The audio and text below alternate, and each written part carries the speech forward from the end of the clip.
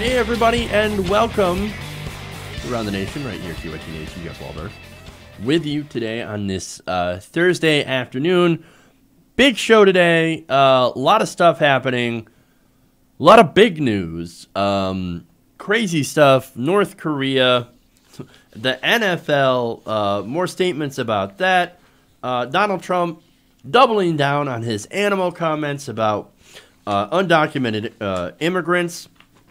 We have a fascinating study showing how centrists, and the centrists are not going to love this one.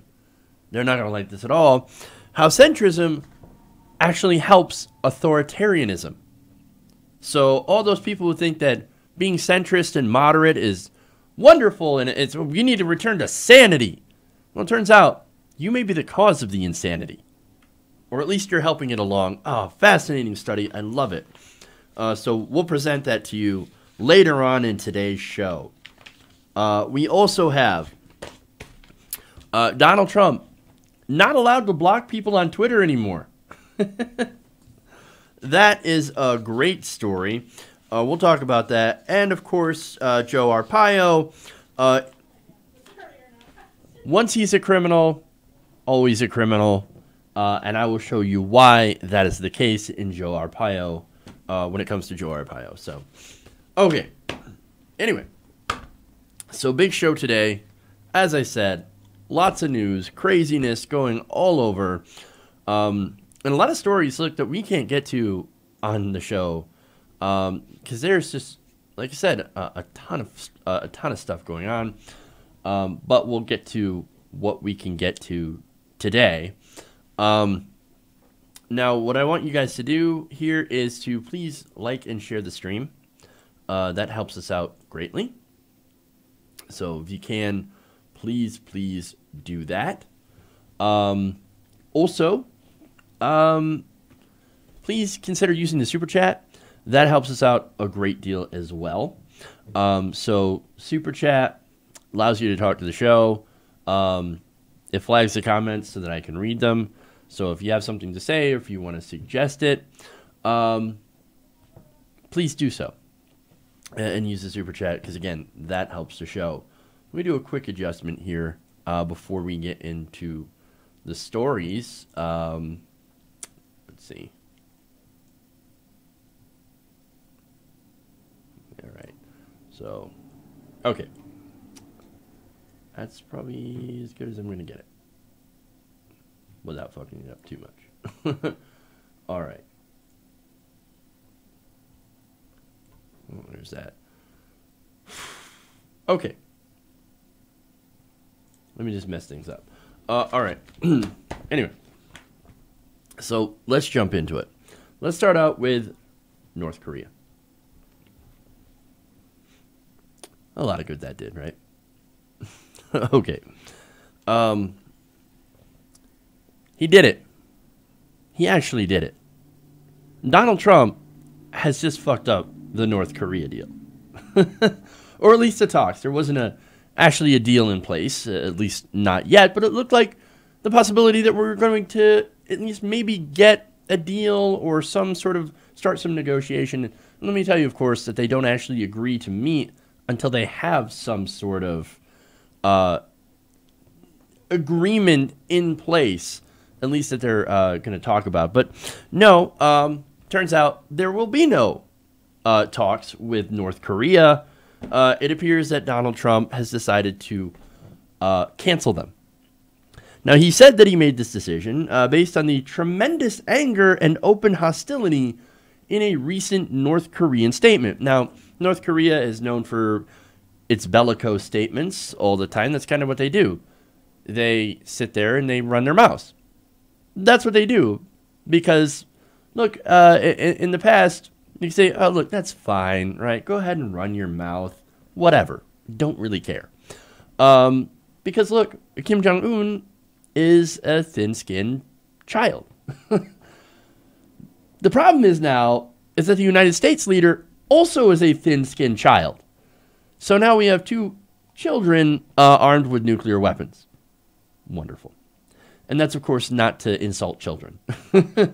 because I think that there are kids that are actually way smarter than the both of those people put together. But nonetheless, right? Let me get to the statement here that angered Trump so much. But before I do that, I just do have to note that, what about the Nobel Prize? I think those Nobel Prize dreams kind of went up in smoke. But anyway, let's get into the details, right? Now, earlier today, North Korean official Choi Sun-hui dismissed remarks by the U.S. Vice President Mike Pence, who decided to open his mouth for like the first time in months. Like, the last time I heard anything about Mike Pence is when he walked out of a game, out of a Indianapolis Colts game. Wow. So he's been keeping relatively low-key. But, of course, he decides to open his mouth this time and talk about the Libya thing. Here we go again with the Libya model, right? He said that North Korea might end up like Libya if we don't get some sort of nuclear deal. Now, Choi Sun-hui dismissed that as, quote, stupid. And he called Mike Pence really stupid. Which, hey, to be fair, he is stupid. And that was a really, really stupid thing to say. Look, here's the thing. Now, going back to the Libya model that they keep talking about. Okay, so what happened is Gaddafi had nuclear ambitions. I don't think he necessarily had a nuclear program. Definitely not nuclear weapons, and they definitely weren't a nuclear state. But they decided we're going to give up our nuclear ambitions because of a promise from the West, right? Okay, well, look, we don't become a nuclear state, and you don't fuck with us. All right, great. Sounds wonderful. Well, what happened? Years later, Gaddafi was basically in the streets with a pole up his ass. That's what happened to Gaddafi, all while NATO bombers flew overhead. You don't think Kim Jong-un or the North Korean regime took a look at that and saw, like, you know what? No, that pole up our ass, that's not going to happen. We're not exactly interested in that. And look, to be honest, the United States does not have a great record. I'm not saying North Korea has a great record either. They pulled out of talks plenty of times for their own stupid reasons, right? But lately, the United States has not been really good on keeping their promises. Remember the Iran deal? Oh, right, we pulled out of that too. Oh, the Paris Climate Agreement? Oops, pulled out of that one too. So we're not exactly all that trustworthy when it comes to honoring our agreements, right? And so, look, I'm actually surprised that North Korea didn't pull out first. But anyway, I want to go to Trump's statement here. And this is, I cannot believe this is official document from the United States of America. He said, quote, "I was very much looking forward to being there with you. Sadly, based on the tremendous anger and open hostility displayed in your most recent statement, I feel it is inappropriate at this time to have the long-planned meeting. You talk about your nuclear capabilities, but ours are so massive and powerful that I pray to God they will never have to be used. The world, and North Korea in particular, has lost a great opportunity for lasting peace and great prosperity and wealth. This missed opportunity is a truly sad moment in history." He then added, "baby." No, actually that didn't happen, but nonetheless, right? So obviously that's that's a big red flag, right? So here he's saying, look at our massive and powerful nuclear capabilities. It would be a shame if they would have to get used. You don't threaten that. And yes, that absolutely is a threat. You see, the thing is that, look, if we attack North Korea, it's not us that's going to suffer in mainland United States. It's going to be China. Or not China, sorry. It's going to be Japan and South Korea. And we could only hope that China does not get involved, because whose side are they going to be on? They're going to be on the side of North Korea. So that has the potential to be an amazingly huge mess. So that's why I was actually kind of hopeful. Yes, I was cautious, of course. But I was like, look, maybe if they can get something and they can avoid some sort of war, and North Korea is kind of getting the recognition that it's always wanted, so maybe they'll be like, look, we don't really want to be nuked, and we'll come up with some sort of tentative agreement to maybe eventually nuclearize or denuclearize one of these days. Look, it's something, right? I guess I didn't come into this with great hopes, but I think you can understand why. But at least I had some sort of hope. Now, well, there is no hope. Look, I think we all kind of knew that it was going to turn out this way. And again, I thought that it was going to be North Korea, it was going to be Kim Jong-un that's going to get super offended and be like, oh my God, we got to pull out. But no, unfortunately, it was our glorious leader who again showed how dumb and thin-skinned he really is. Sad. Okay.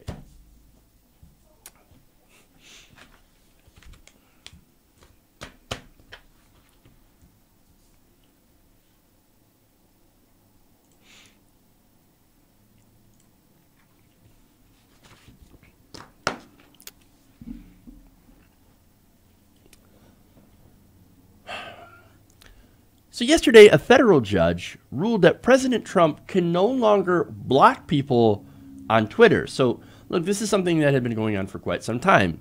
President Trump is notorious for blocking people who he disagrees with. Right? Oh, you say that Obama is one of the greatest presidents in history? But he's not. But I'm just using that as an example. Block. I can't have that. I have such a fragile ego that I'm going to block somebody who's disagrees with me or who starts trolling me. It turns out that you actually can't do that, because Twitter, his personal Twitter account, which is his presidential account now, is now part of public record. And as president of the United States, there are laws that say that, look, whatever communications that you put out, they're part of the public record. They have to be saved, which means that you can't block certain people. Now, let me get to the details of this. Judge Naomi Rice Buchwald of the U.S. District Court of the Southern District of New York said that President Trump's Twitter account is public, is a public forum, and blocking people who reply to his tweets with differing opinions constitutes viewpoint discrimination. That, of course, is a big violation of the First Amendment. Now, of course, let me give you some information on who brought this suit. The Knight First Amendment Institute at Columbia University brought the lawsuit on behalf of 7 people who were blocked from the real Donald Trump account because of opinions that they expressed in tweets replying to him. I do not have any examples of those tweets. Buchwald, who was appointed by former President Clinton, rejected Trump's argument that the First Amendment does not apply in this case and that the president's personal First Amendment interests supersede those of the plaintiffs. So, she wrote a 75-page opinion, and she suggested in it that Trump simply could have ignored it. Oh, look, I get trolled all the time. Do I ignore it? Yes. Sometimes I don't. Sometimes I like to engage. I don't think that I've really blocked anybody. And maybe a couple of mutes, because it always is a little bit fun to just think about somebody who's talking essentially to themselves and you don't have to see it. That's fun. But block, no. I don't think I've blocked anybody. I would be very, very surprised if I have. Now, let me read some of her opinion, right? Now, she says, no First Amendment harm arises when a government's challenged conduct is simply to ignore the speaker, as the Supreme Court has affirmed that it is free to do. Stated otherwise, a person's right to speak is not infringed when government simply ignores that person while listening to others, or when the government amplifies the voice of one speaker over those others. Buchwald explained that blocking someone on Twitter goes further than just muting them. Muting preserves a muted account's ability to reply to a tweet sent by the muting account. Blocking precludes the blocker from the blocked user from seeing or replying to the blocking user's tweets entirely. So that's the difference between block and mute. So Donald Trump, you can mute all day. That's fine, right? So go ahead and mute people who have different viewpoints. Well, we can still see your tweets. Therefore, it's not, we can tweet and we can still tweet. We can see them and we can reply to them.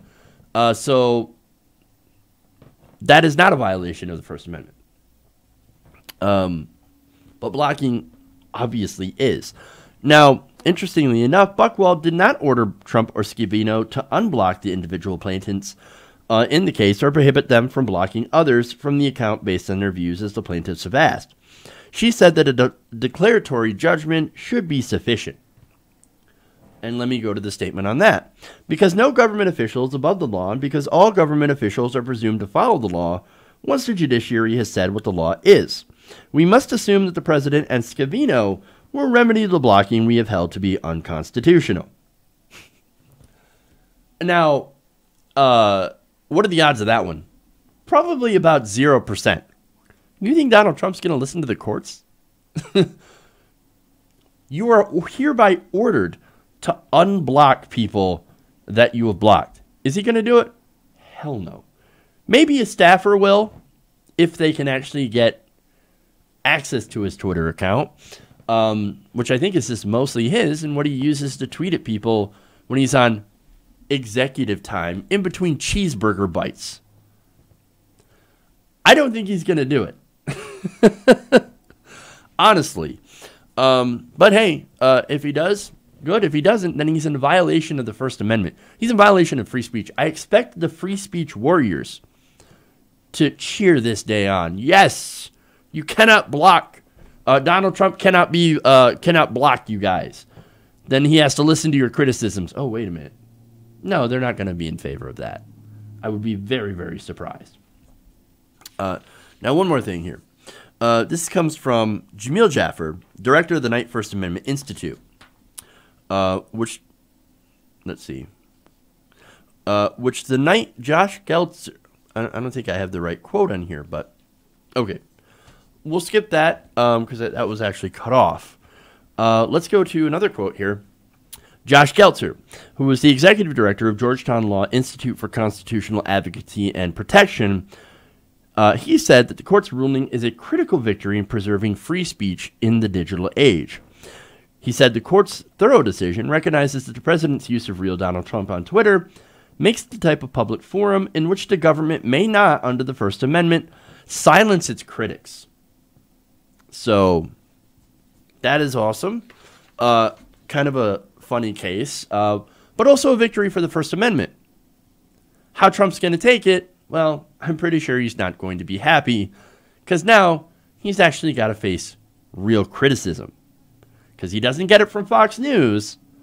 He actually gets it from people on Twitter. Who knew Twitter would become so important as a forum to reach the President of the United States? It's kind of amazing. Okay. So.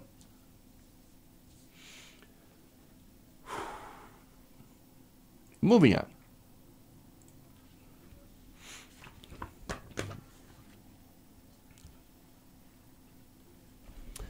President Trump is apparently thrilled that the NFL has decided to crush the players' ability to protest against systemic racism and police brutality. Yesterday, it was announced that the NFL will be forcing its players on the field to stand for the national anthem. Teams whose players do not stay in the locker room or do not take part in the national anthem, do not stand, will be fined. So, what we're going to do is that if you're not going to be patriotic, in their words, well, then we're going to fine your team. So you must stand up for the flag. Now, Donald Trump, in an interview with Fox News, wants to go further than that. If you didn't think that was bad enough, right? He said, quote, "I don't think people should be staying in locker rooms. You have to stand proudly for the national anthem, or you shouldn't be playing. You shouldn't be there. Maybe you shouldn't be in the country." So, wait. he went from fire them to maybe we should deport them. That's insane and also incredibly illegal. It would not happen. That would be a violation, a huge, huge violation of the First Amendment. That's totally insane. All right, so here's the thing, right? So if we're going to fire people, because obviously we can't deport American citizens for not standing for a flag during a football game, well then what about the people who are citizens in the who are in the crowd, for example? What if you're out getting a hot dog or something from the concession stand and you decide, no, I'm not going to stand for the anthem, right? No, I'm going to sit there and scratch my ass. Or I'm going to use the bathroom. Well, that's ridiculous, right? I mean, what are we going to do? Are we going to ban them from the stadium? We're going to deport them? I mean, they're being so disrespectful, taking a shit during the national anthem. That's insane. Furthermore, what about the people at home, right? I mean, I can guarantee that nobody who watches the football game at home stands for the national anthem. Like 2%, 0.2% of people at home stand for the national anthem. The rest are holding like bags of chips and a beer in one hand. You going to send cops to their homes to make sure that they're not disrespecting the flag? You got to stand for the flag. You got to stand for the flag. Doesn't matter where you're at. No, this is ridiculous. This is insanity. I mean, come on, man. This whole issue has never, ever been about the flag. It's never been about the troops. No. This has and has been the entire time about systemic racism and police brutality. This is about raising awareness. And really, it was a silent protest to begin with. It only got traction when butthurt conservatives decided, oh, I'm so mad. I'm so angry. How dare you sit during the national anthem? You must stand. You are required to stand. And here's idiot Trump, fucking dotard. He's like, oh, you know what? We're going to deport you. You should get fired and deported. Fuck off. How un-American is this? Come on. Look, let's be honest here. Police brutality and systemic racism, the very things that Kaepernick was kneeling for, and many others who joined Kaepernick,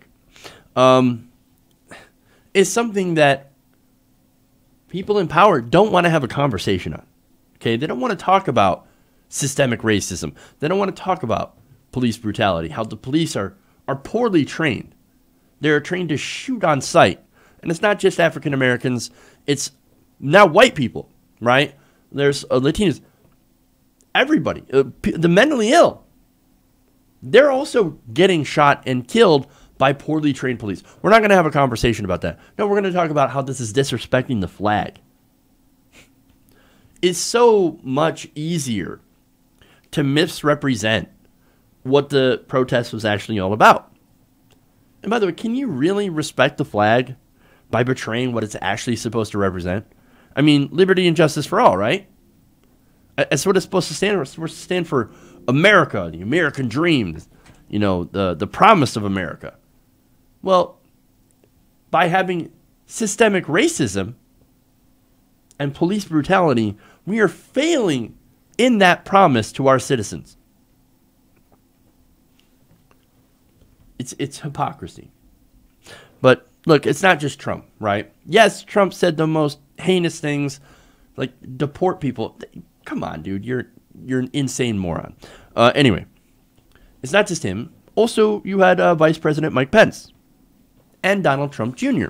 Now, Pence, who famously left an Indianapolis Colts game in a very, I think, public sort of fuck you. They, to of course, people who were the players who were kneeling, posted a screenshot of the news and captioned it, quote, #winning on Twitter. Mike Pence thinks this is winning, right? This is not winning. This is forced nationalism based on a complete mischaracterization of the protest. Do you think this is patriotic? No, this isn't patriotism. It is blind nationalism. everybody, you better respect the flag, while not knowing what the fuck it actually stands for and not respecting what it actually stands for. No, we're going to be blind nationalists and stand for a flag that really you don't understand the meaning of. You don't understand America. If you're in favor of this, of forcing people to stand for the national anthem, then you don't fucking understand what America is supposed to be.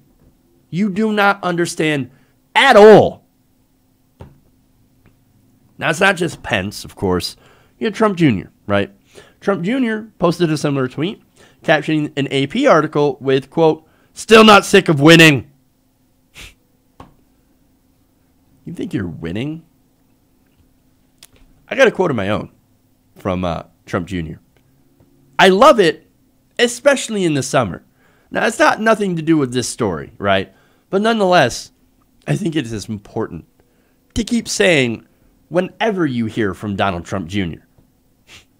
Look, there is no winning going on here, except for racist conservatives who desperately want to avoid any conversation about police brutality and systemic racism. Now, there's one more thing here that I want to mention, and that's the players' union, right? So, look, this decision was made by the NFL owners. Now, there's one owner, the Jets owner, that says, you know what, I don't agree with that. Yes, I think that players should stand for the national anthem. However, they should be able to make the choice. Like, I believe that it's patriotism. However, my players, I support my players. That's the owner of the New York Jets, by the way. And he's like, you know what I'm going to do? If we get a fine, I'm going to pay it. I'm going to pay it for my team members because I believe in their right to protest, even though I disagree with them. Isn't that amazing? And that's what America is about. Even if you disagree with someone, you fight for their right to protest. That's what America is supposed to be about. And Donald Trump Jr. and the rest, they have no clue. They have no idea what America actually is supposed to stand for. Now, like I said, the players' union, right, made a statement. And they said the NFL chose not to consult the union in the development of this policy. NFL players have shown their patriotism through their social activism, their community service in support of our military and law enforcement, and yes, through their protests to raise awareness about the issues that they care about. They also said that they're going to review this decision because the company, look, here's the thing. The company can do that. The NFL is, weirdly enough, a private corporation. Now, they get a lot of public money. So I was kind of curious about whether or not the First Amendment applies here. Now, look, if you're going to try to deport people for not, standing for the national anthem, that's obviously a First Amendment issue. You can't do that. That's wildly illegal. But as far as a private corporation, they can fine people. They can do whatever they want. And so, nonetheless, this betrays the whole idea of free speech. So I wonder, of course, when the free speech warriors are going to take Kaepernick's side.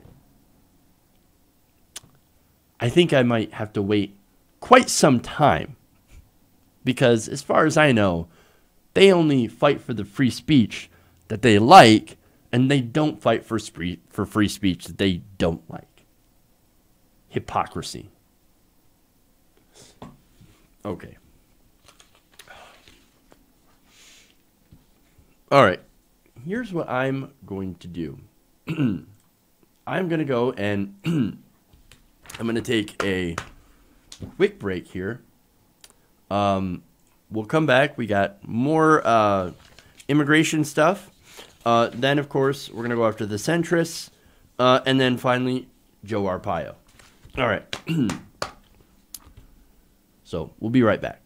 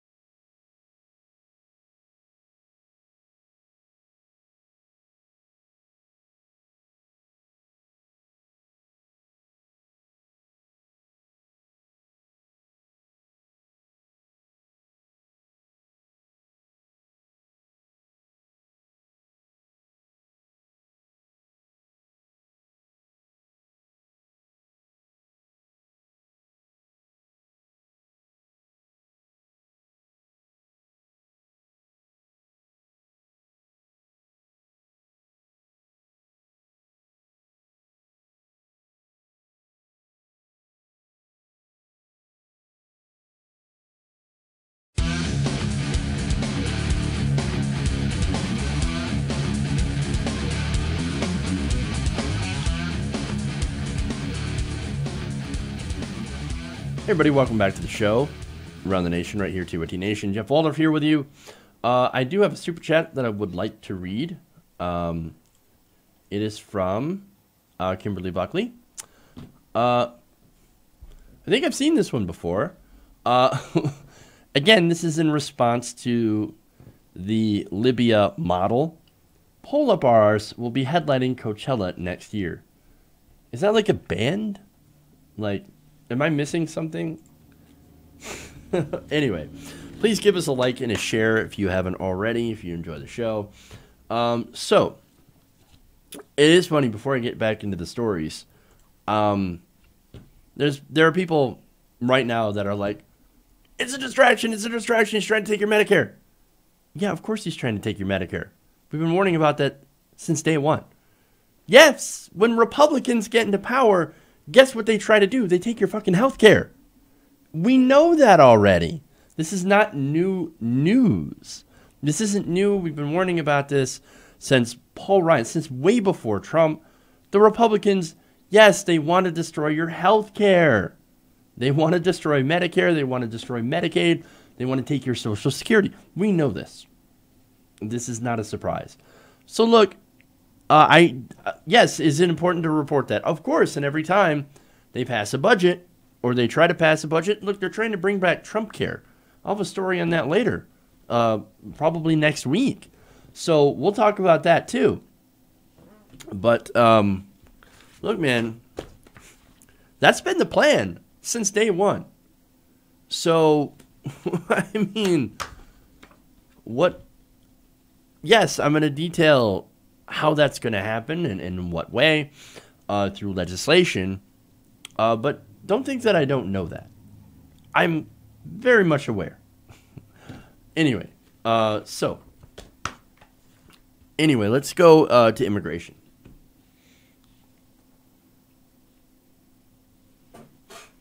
All right.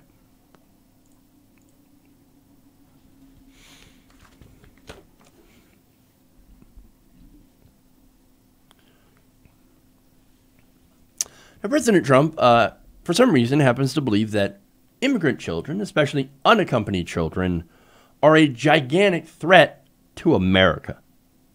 Fascinating. Now, on Wednesday, President Trump and administration officials at a roundtable warned that unaccompanied migrant children are dangerous and will lead to more MS-13 crime. Fascinating.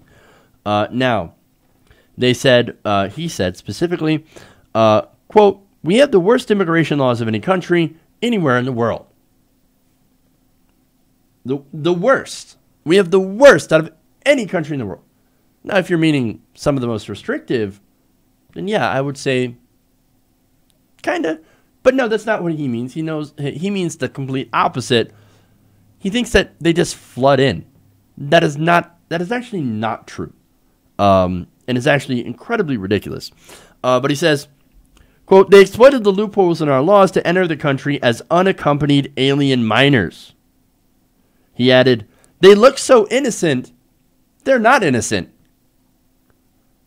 Alien minors, right? That's how he refers to children.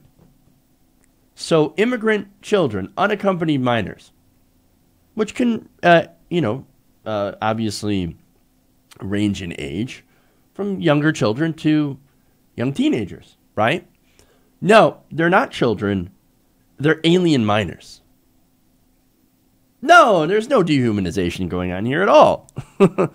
Now, he said the children are not innocent. They look innocent, but they're not innocent. I mean, what do the kids do? Look, you could say, well, they crossed the border. Well, that's a huge, huge crime. So they crossed the border in order to escape death in their home country. They risked their lives to come to America without any help. They faced abduction, they faced trafficking, and a very long and dangerous road, often alone, sometimes in groups. That's what the caravan was for. And they did so in order to have a chance at life. More than a chance that they had. I mean, who takes such an unimaginable risk to come to another country? Only people who are absolutely desperate do that. Desperate to get away from where they're at. From the crime, the poverty, and the government, the drug gangs.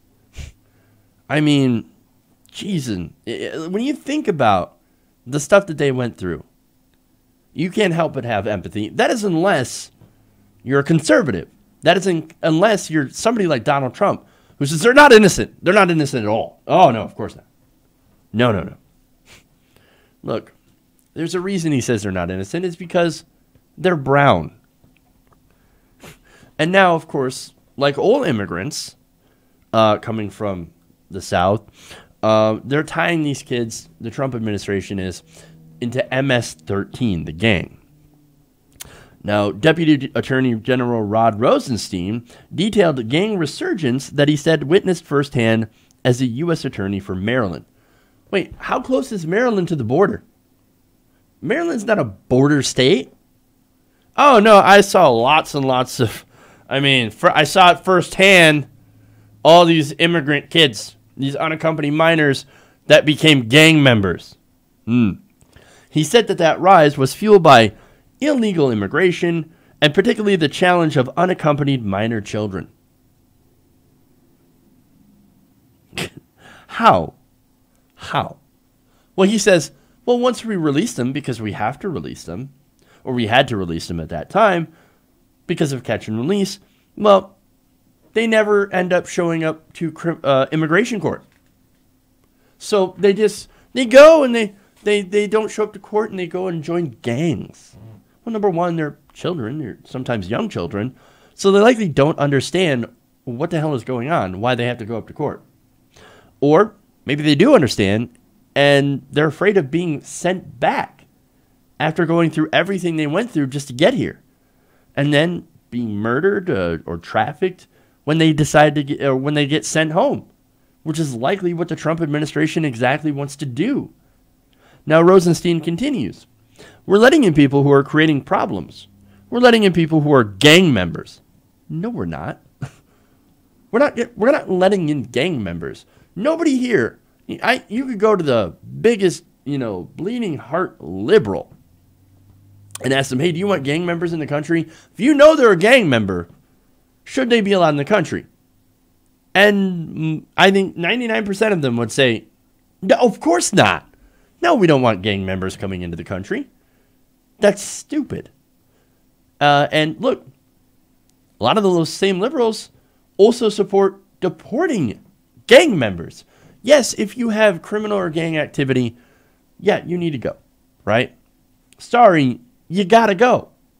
Now, the thing is, and I covered this story probably last week, where the government, ICE agents, are now taking dreamers and falsely attributing them to having gang activity in an effort to, of course, deport them.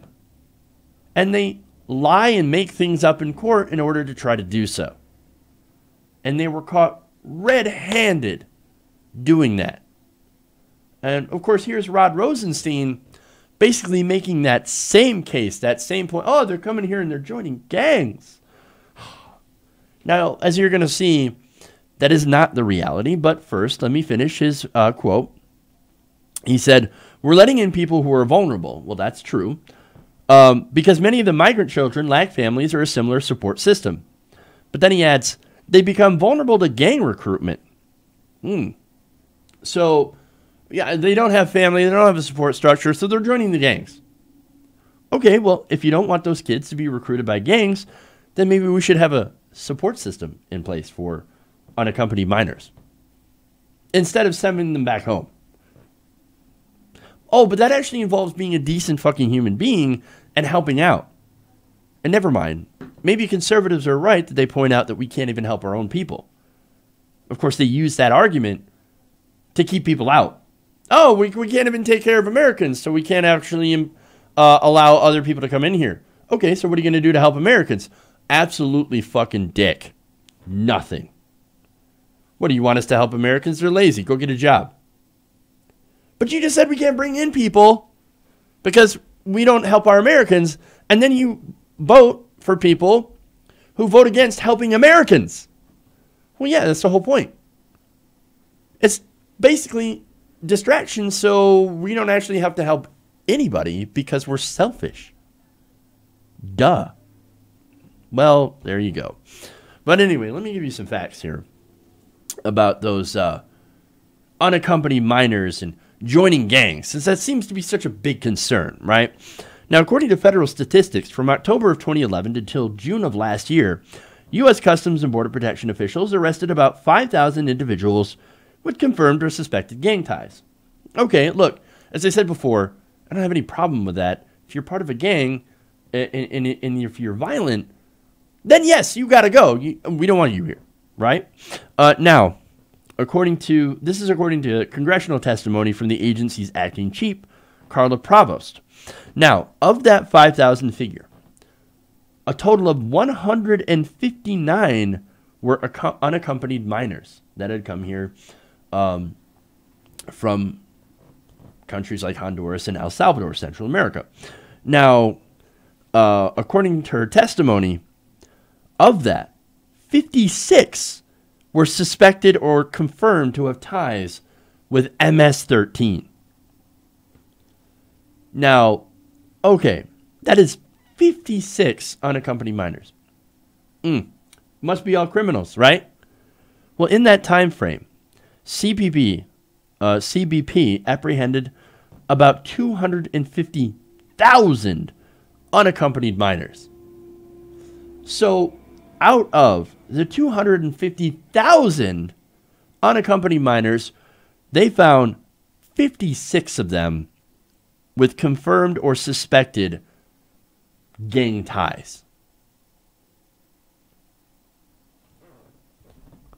What? That's barely a blip. That is a tiny, minuscule percentage. But Rosenstein is like, no. The unaccompanied minors, gang activity. They're all going to the gangs. What are we going to do? They don't have support structures.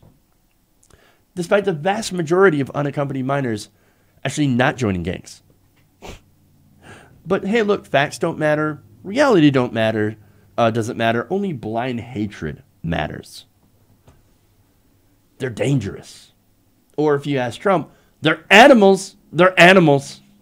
In fact, Donald Trump doubles down on the animals thing.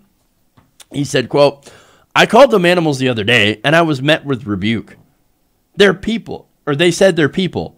They're not people. These are animals, and we have to be very, very tough.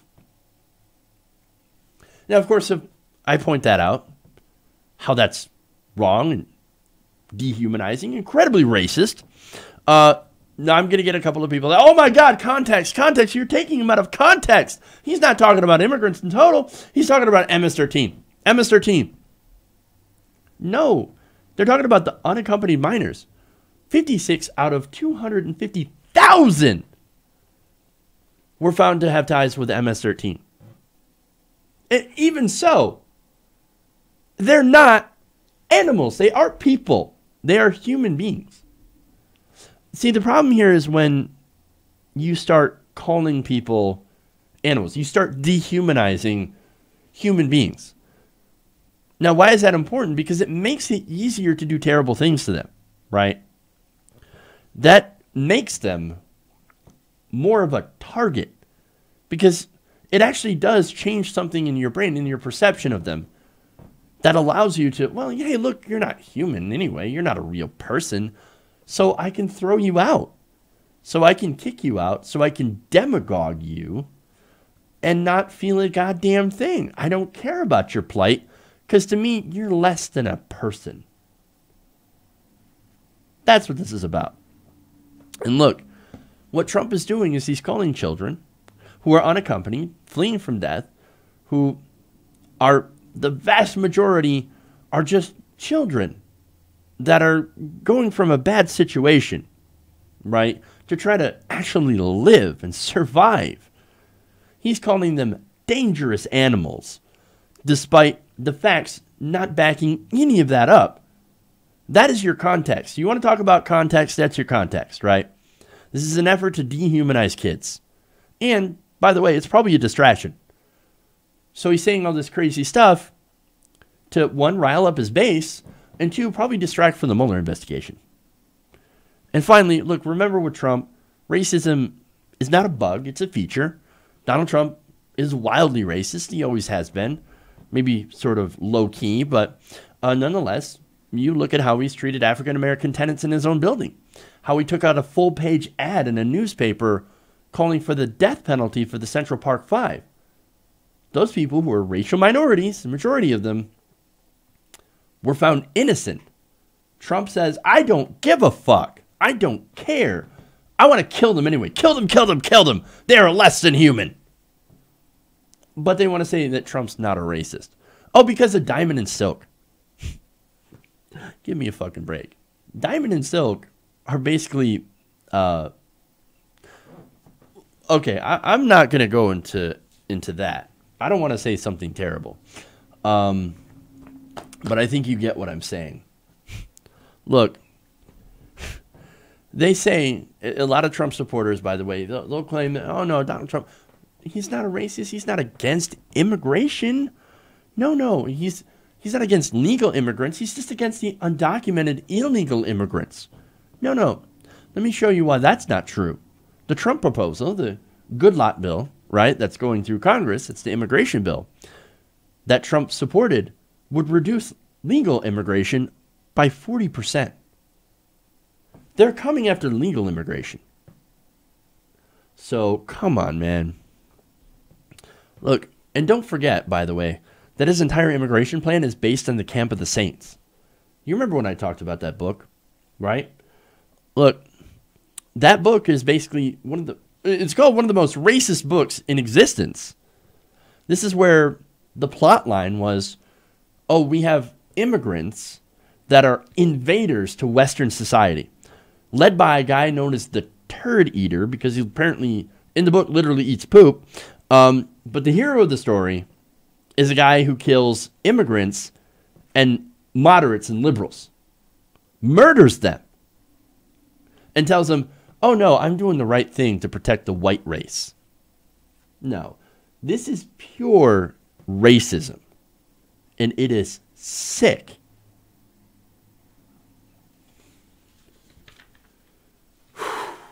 Okay.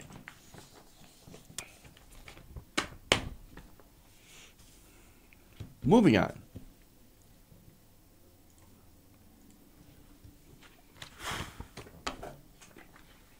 All right.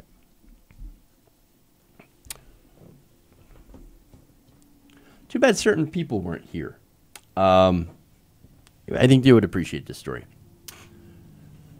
So we hear over and over again, especially from establishment Democrats, that in order to win, we have to be more centrist. I mean, centrism is the right way to go. It's not just about winning, of course, but we just have to appeal to the middle because that's the best way to go. We have to be centrist, pragmatist. We can never be too far to the left. No. We have to appeal to the middle. We have to do compromise. We always have to compromise with the Republicans, and we got to make sure to not be too far left. I mean, look at the far right. They're in power. They'll say it's because of the Bernie bros. They didn't support the centrist, pragmatist Hillary Clinton. And it's all their fault that we have Donald Trump. Bernie's too far left, and that's why we have Trump. Everybody should have came to the center. Everybody should have came to the center. Now, that, of course, is ridiculous, and I'm going to show you why. But first, look, there's this idea, right, that the people who believe in the policies espoused by Bernie Sanders are too far to the left. Now, polling, of course, disagrees with that. But the centrists believe that we need moderate, sensible policies that are, going to obviously appeal to a broader swath in the middle. As I said, everybody's in the middle. Can't go too far right, can't go too far left, right? Now, it turns out that this idea actually does more harm to the country. And it's actually, they are actually the centrists, that enable people like Donald Trump, people like the insane right wing.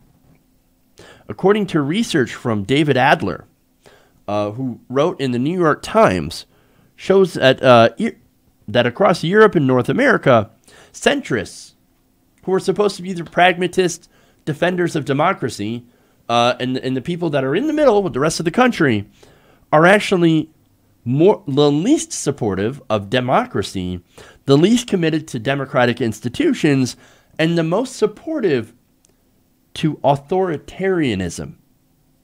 Wow. Now look, that sounds crazy, right? I mean, the narrative is that the centrists are the most rational. That's where you're going to find, of course, the most stability. We can't go too far right, can't go too far left. We got to stay right in the middle. Well, here's the problem. When you have, as we do, a right wing that continues to go further and further right to the point of where they're extreme authoritarian, right? And you have a left that rushes to catch up to it in the name of bipartisanship, well, the center ends up being massively to the right, and also it enables the worst kind of people. For example, Richard Spencer, right? We have a centrist movement that's like, well, guys, Antifa, we need to hear out Richard Spencer. We need to hear out we need to hear out Ben Shapiro. Oh, these guys, they just have a different point of view. They're not bad people. Look, I don't think, I massively disagree with Ben Shapiro, but I don't think he's a terrible, terrible person. Got terrible views. But Richard Spencer is a fucking Nazi. There is no reason to listen to him. He has zero good ideas. And then you have people that are racists. David Duke, right? The former head of the Ku Klux Klan, a grand wizard or something like that. And what? The centrists are like, don't be too mean to him, okay? We need to allow him to say his piece. He's a fucking racist. What's wrong with you? No, we're going to let these people drive discourse? David Duke should never have been on television. Nobody should have let him on to have an interview. That kind of discourse is not necessary. But again, you have this centrist movement and this media that tries so hard to try to be objective, right? Got to be objective. Well, yes, you do have to be objective in the media. The problem is that they mistake objectivism for neutrality. So instead it's, got to be neutral, got to give David Duke his time on television. We got to make sure to protect Richard Spencer on these campuses. Look at these protesters going after Richard Spencer. Oh my God, terrible. But the ideas espoused by Richard Spencer are also terrible. Now that said, I think they should be allowed to speak on campuses to like 4 people, because that's all who's going to listen to them. So I think it's more up to us to put to ignore them and to not let their ideas get mainstream. But anyway, so look, that's how ridiculous our politics have become. Okay. Here, look, us people are on the supposed far left, progressives, right? We're actually the most pragmatic and practical ones. And we have no time for Nazis, right? And look, the reason that we're the most pragmatic and practical is because we actually look at the data, right? We look at the data and we look at policy like Medicare for all, single payer, and we look at free college. We look at the impacts of minimum wages and the living wage on different areas. And we come to the conclusion that these policies actually do fucking work. They work. They work. And look, they've worked in other countries that have less GDP, that are not as wealthy as we are, and yet somehow they have lower prices and they have better outcomes. And yet for some reason we can't do it here. Oh, but it's not practical. It's not pragmatic. We need to come to the center and work on a plan with Republicans in order to do health care. Fuck that. Fuck that. That is absolute bullshit. That's not going to work. Those policies actually work. Medicare for all, progressive policies. And they're actually incredibly popular. But the centrist narrative is that will never, ever work. Hillary Clinton during the election called herself a pragmatist. Medicare for all will never, ever come to pass. Those words should be burned in everybody's brain. Will never, ever come to pass. This is your pragmatist? No, she's an enabler of the right. And let me get into more numbers in case you're not buying this, right? Now, respondents, according to this study, who put themselves at the center of the political spectrum, are the least supportive of democracy, according to several different survey measures.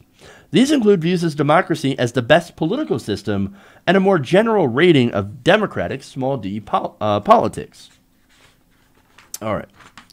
Now, in both, those in the center have the most critical views of democracy. In fact, only 33% of centrists think democracy, when asked, is a very good system. Think about that. That is a third of centrists that are like, oh, democracy, very good system. I love democracy. Now, in case you're thinking, oh, come on. Really? Okay, look, let's talk about elections, right? Elections are very, very important. That's the core of democracy, having elections, right? Well, if you don't think democracy is a good system, then, odds are you will not be in favor of free and fair elections, right? Well, it turns out we're the centrists. Centrists are least likely to support free and fair elections. In the case of the United States, fewer than half of people in the political center view elections as essential, free and fair elections. Well, I guess that explains how they can rig a primary or attempt to rig primaries against progressives, because they don't care about free and fair elections. No, it's our person's got to win. Now, centrists are also least likely to support liberal institutions. Now, look, we hear about all the time from the centrists, and people supposedly in the middle, from the Democratic establishment especially, that, oh, you Bernie bros, you have no people of color in your group. You guys are so racist and so white. I mean, you don't care about feminism, or you don't care about civil rights at all. No, you're just a bunch of white college bros that want free stuff. Really? Well, okay, let's ask the centrists about civil rights. In the United States, only 25% of centrists agree that civil rights are an essential feature of democracy. So only about a quarter of them say that it is essential, whereas progressives, it's absolutely essential, and the progressive movement is dominated by people of color. Oh, but what about Bernie Sanders? What about Nina Turner? Nina Turner's the head of our revolution. Oh, but you forget, a couple of days ago, she was called a white bread Bernie bro. That is a progressive woman of color. And you were calling her a white bread Bernie bro? Or a Nina bro? You've got to be fucking kidding me. The centrists, I can't stand them. I can't stand them. Now, most damning here, from the lack of civil rights. And look, to go back to that for a second. Hillary Clinton, right? She had indentured servants working at her at the governor's mansion in Arkansas. These are prison inmates, right?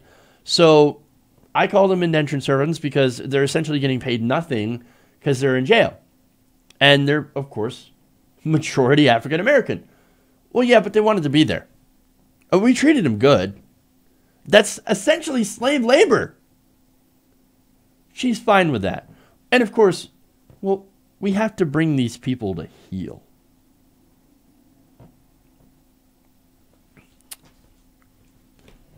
There's your centrism, right? Now, again, the most damning thing here is not that. It's actually their support of authoritarianism. Turns out, centrists are actually the most supportive of authoritarianism. Now, of course, there is one caveat to that. As long as it's not right-wing authoritarianism, if it is centrist authoritarianism, then they absolutely fucking love it. They found evidence of substantial support for a strong leader who ignores his country's legislature, particularly among centrists. In the United States, centrist support for a strongman type leader far surpasses that of both the right and the left. Now, that's amazing because, again, the right loves authoritarians. Look who they have. Donald Trump. He's the king fucking monkey. And every Republican bows down to kiss his ring. And yet here are the centrists that rail on Trump for his authoritarianism. Think authoritarianism is actually fucking awesome. Wow. Wow. Now the left, of course, is the lowest. Because the left, of course, progressive, we don't believe in authoritarianism. We believe in cooperation, getting together and governing. We actually believe in democracy. Now, nonetheless, here you have the centrists, love authoritarianism. You got the right wing that also loves authoritarianism, just as long as it's not right wing, because we got to stay true to our respective parties, right? With our teams. So basically, as long as somebody like Jeff Bezos or Mark Zuckerberg, right, is the authoritarian, centrists are like, yay! We love our centrist authoritarian rule. But finally, I want to read this because I think it gives pretty good context into what the findings actually say. They write, across Europe and North America, support for democracy is in decline.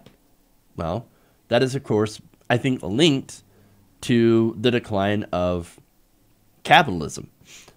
Capitalism is not serving the people. It's actually serving the corporations and making the rich richer. People are very, very angry about that. And that leads in economic stagnation, of course, leads to situations where people are more accepting of an authoritarian ruler who's actually going to, quote, fix things or drain the swamp. Now, they said to explain this trend, conventional wisdom points to political extremes. Both the far left and far right are, according to this view, willing to ride roughshod over democratic institutions to achieve radical change. Now, if you look at Bernie Sanders' movement, what's the political revolution about? It's about using the function and form of democracy, i.e. elections, to install progressives that will vote in radical change. That is the exact opposite of what they're saying here. That the left, in this case, is willing to ride roughshod over democratic institutions. That is not true at all. Bernie Sanders wants to use those democratic institutions. Progressives want to use those democratic institutions to achieve change. Trump does not. Trump doesn't care about any of our institutions. He hates our institutions. And of course, there are Democrats out there that are like, but don't worry, we'll work with Trump. You have Democrats out there like Joe Manchin the guy in Alabama. I can't think of his name right now for some reason. But they vote with Trump 60% of the time. Hey, we got to build bridges, right? No, Trump's an authoritarian. You call yourself resistance? That's not a resistance. But anyway, now, getting back to what they were saying. Moderates, by contrast, are assumed to defend liberal democracy, its principles, and institutions. However, the numbers indicate that this is not the case. As Western democracies descend into dysfunction, which we are there, no group is immune to the allure of authoritarianism, least of all centrists, who seem to prefer strong and efficient government over messy democratic politics. Strong men in the developing world have historically found support in the center, from Brazil to Argentina to Singapore and Indonesia. Middle-class moderates have encouraged authoritarian transitions in order to bring stability and to deliver growth. He then asks, could the same thing happen in mature democracies like Britain, France, and the United States? And that is a scary question to ask. So, look, this whole thing tells me a couple of things. That middle-class, moderate voters are essentially clueless. They're okay with supporting authoritarianism. Why? Well, because at least it'll get things working again. But you're not the ones that are suffering.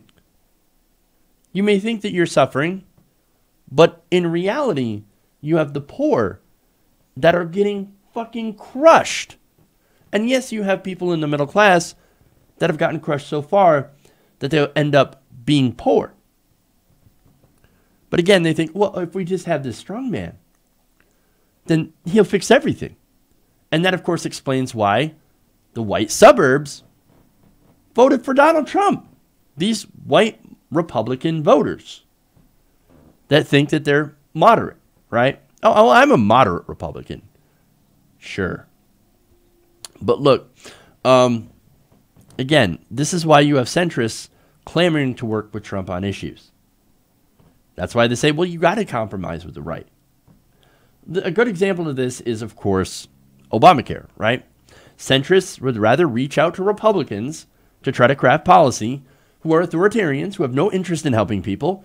Republicans are essentially the arm of the business class. Their only purpose is to get tax cuts for the rich, to funnel money for corporations. The centrists would rather work with them than actually do progressive policy. And that's why, of course, they'd also rig primaries. Now, if you do that, if you rig a primary and make sure that a centrist wins instead of a progressive Democrat that could actually win a general election, well, that helps the authoritarian get into power. That helps the right-winger get into power. That's what happened with Trump. They would rather have Republicans win than a progressive.